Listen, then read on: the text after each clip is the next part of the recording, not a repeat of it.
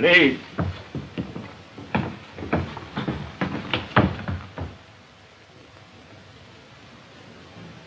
What time is it? Nearly 6 o'clock. Oh, and I asked Anton specially to fetch him home to dinner. Well, I hope he doesn't come now. I feel like nothing on earth. I should think so, too. You were all dressed and ready, but you had to rummage about for frills and you wouldn't listen at all. Oh, there's a little man at the door. He's gone in. Looked like Dobchinsky. Oh, Anton's suddenly given us a thought, I expect, and sent him on to say. He's so sorry, but in the excitement he's forgotten all about us. Oh, and I'd ordered such a lovely dinner, too. Well, don't just stand there. Go and fetch him in. He goes running off, leaving me for hours without any news. Oh, my goodness, I'd run so fast. I'm quite out of breath. Aren't you ashamed of yourself keeping me waiting like this? Well, I meant to come here directly, but I was detained here and there on the way. Yes, gossiping as usual. Well, what's happened? Has he got a moustache? Oh, none of your stupid questions now, Maya. They can wait. What is he? A general? I don't know. He wears no uniform, you see, but he'd make way for no general. He's got it up here, all right. Then he is the one that Anton had the letter about? There's no doubt about it. Oh. And if it hadn't been for Pyotr Ivanovich and I, we discovered him. I know. Where is he now? What's happening? Inspecting the hospital. The hospital? He's been to the school and looked at the prison. Oh, dear. We'll never get here. At the beginning, he was a little stern with Anton Antonovich. Pyotr Ivanovich was listening at the door. But ever since, thank God, all's gone well. And what's he like himself? Oh, such learning. Any subject you mention he knows through and through. You should hear him talking on music and writing. Oh, my, did you hear that? Music and writing. I knew it'd be poetic. I don't know how, but somehow I knew. And such grand manners you would never believe. He's every inch a Petersburg dandy. He's so light-hearted and gay, and yet so grave and dignified. Oh. There's an old head on young shoulders, I said to Pyotr Ivanovich. And what's he like to look at? Is he fair-haired or dark? Oh, well, he's more... Has he got a moustache? No. Oh. I almost forgot what I came for. I've brought you a note from Anton Antonovich. I meant to come here right away, but naturally I was detained here and there discussing the inspector's arrival. It's all over the town, you know. People are talking of nothing else. I hasten to inform you, my love, that at first my fears were aroused, but with luck and God's mercy we shall all have pickled cucumbers, 2 portions of caviar, pork sausages and salmon. Oh, it's written on the inspector's bill. You can see how well he dines. Oh, we shall all have plain sailing from now on. A lot depends on you, my dear. We shall be having dinner at the hospital. Oh! But I've invited the inspector to stay with us for a few days. Prepare a room as quickly as possible. Tell Abdulin to send some of his very best wine, or I'll turn his cellar inside out. Good heavens, we must hurry. Oh, Mishka! Mishka! I just want to meet them coming to the hospital. Good night. Ma'am, I'm so nervous. Are you sure I look all right? Oh, Mishka, I want you to go to Abdulin's for some wine. No, first go into the yellow room. Put in a wash basin, soap, towels, and, you know, everything. Yes, ma'am.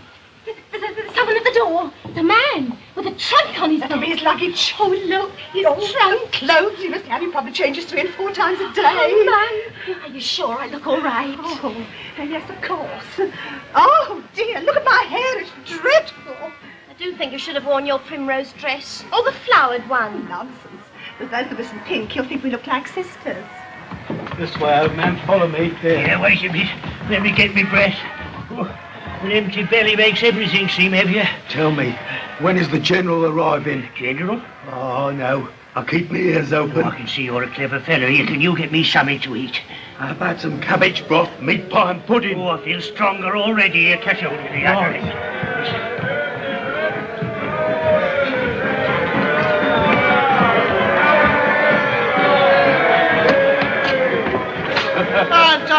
Entirely agree. Fine institution, I like it very much. Not every town that takes such pains to show travellers round. In other towns I venture to suggest the mayor and officials have more concern with their own interests. Here, our one aim is to earn the good opinion of the authorities by vigilance, good government, and honesty. Welcome to my humble home.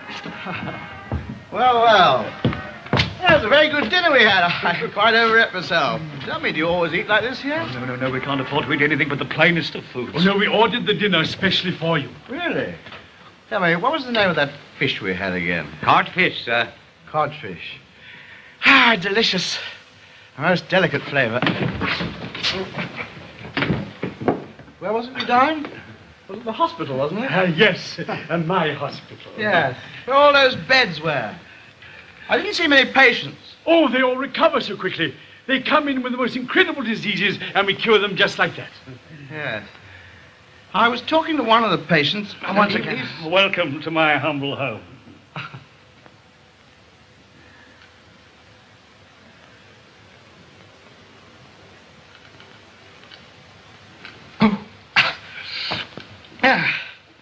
Yes. As I say, this patient, he told me he'd had no food for nearly 10 days. He's on a diet. Oh, yes, the patients are hardly inside the place before they're cured. It's not so much a question of medicines as of honesty, cleanliness, and good order. Ah, yes, but what are a few sick people compared with the burdens of a mayor, the building, the planning of the town, the streets to be kept clean, the convicts to be kept in order, drunkenness to be kept down. Every night when I go to sleep, I pray to the Lord to give me strength to do my duty, to put my own interests first and last in everything I do. Truly, there are times when I say to myself, if only the authorities would see fit to give me some small recognition as a reward for my services. But there again, I have the satisfaction of work well done, honours that allure in our grandeur. But what are they compared with a virtuous life? Fine philosophy, most commendable philosophy. I like to philosophize myself now and again, sometimes in prose, sometimes in poetry. You write poetry, then? Yes, I can't help it. It just falls from my lips like... Tell me, don't you ever play cards? Cards? Yes, I feel like a hand right now. I feel lucky tonight. Cards, heaven forbid, there's no mention of such things here. I've hardly held a card in my hand in my life. And me at the school, well, it might corrupt the tender minds of the children. I can't even look at a card. It makes me ill. Once, I built a house of cards just to amuse my little nephews. I couldn't sleep for 3 nights. How some people can waste so much precious time on them. When it could be so much better spent in the public service. It all depends how you look upon it, of course. Personally, if I lose, I always double mistake. Allow me to present my family to you. My wife, Anna, my daughter, Maria. Oh, how happy it makes me to have the pleasure of meeting you. Oh, it is a great honor for us to meet such an illustrious guest. Forgive me, but on the contrary, the honor is mine. Oh, Your Honor's pleased to say that as a compliment. Oh, won't you please sit down? Oh, no. If you're pleased to stand, I'm pleased to stand. However, if you're pleased to sit, then I'm pleased to sit. You must find life in the country a little dull after Petersburg. Until this moment, yes, I did. After living, comprenez-vous, in the haute monde, suddenly to find oneself on the road. Dirty inns, ignorance, uncouth people. But you have made up for all that. Oh, really? Yes, it's like finding a rose in a garden of weeds. Oh, you do me too much honor, more than I'm worthy of. I mean, your Petersburg ladies must be so... I've lived all my life in the country. Ah, the country, the little hills and the brooks. But Petersburg, it's so... Yes, Petersburg. C'est la vie.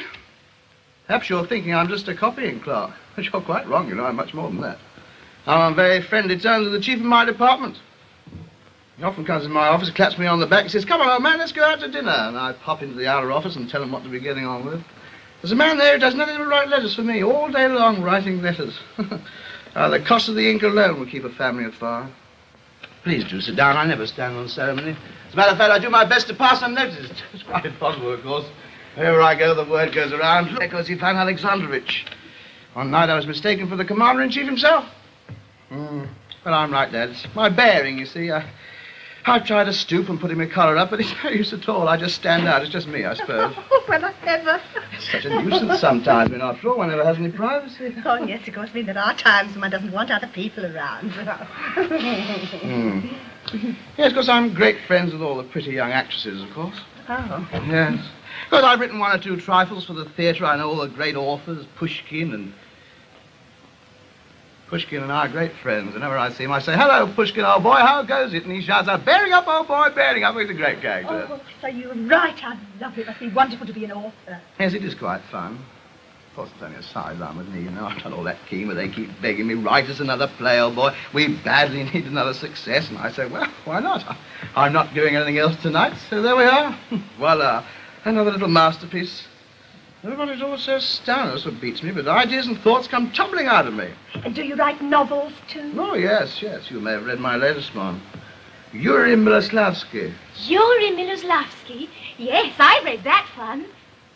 I thought it was written by Mr. Zagoskin. It's another of my pen names. One has to have so many. People would never believe that one man could write so much. And you've got your own house, of course, in Petersburg. My own house? How for? When I invite guests to dinner, they sometimes travel for hours before they find the right one. I also give balls. Oh, I should love to come to one. Oh, you have no conception what they're like. For instance, I'd probably have a watermelon on the table worth 700 rubles. And the soup, specially sent by fast steamer from Paris, and the aroma as you lift the lid is incomparable.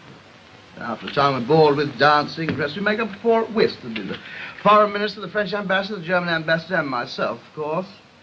Finally, the ball is over, and I go back to my little room on the first floor, and on the fourth floor, and my cook comes, and says, my coat and look, me, heaven's a good one, look at me living on the fourth floor. You right, Alexander, it's on the fourth floor. Of course, I live on the first floor. All my letters come addressed to Your Excellency. I was once in charge of the department. It's all rather amusing, actually. The head of the department disappeared. Nobody quite knew where. There was the usual argument about who was to succeed him. Several generals took the job on one after the other, but they hadn't got it up here.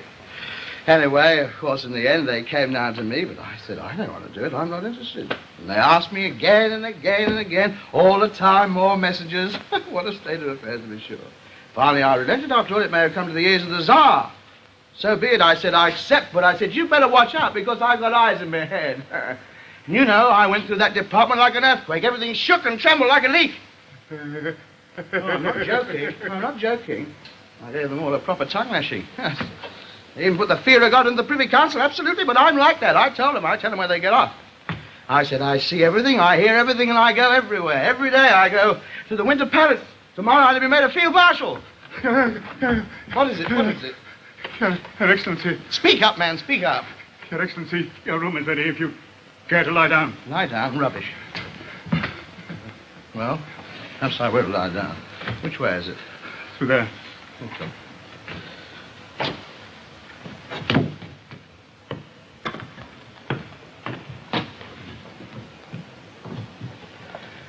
Thank you, gentlemen, for an excellent dinner. And tomorrow, well, tomorrow we shall see. Ladies, codfish. Gentlemen, codfish.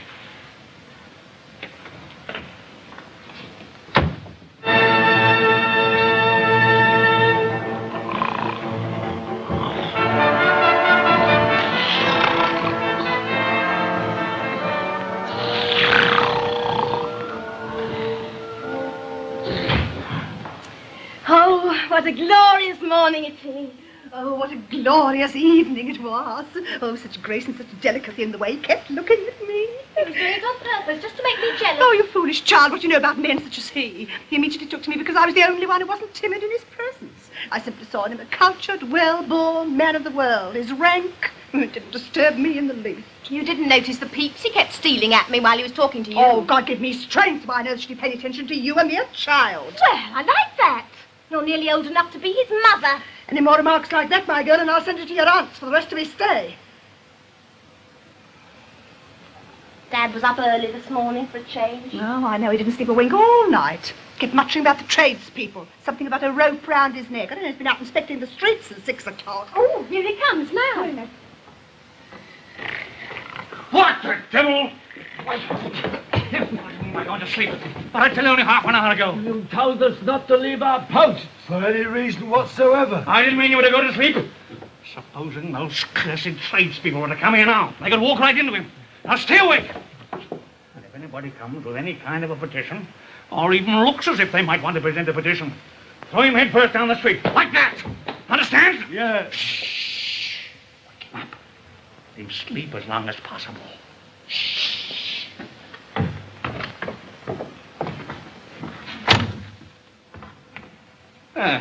Come on, dear. Master's still asleep.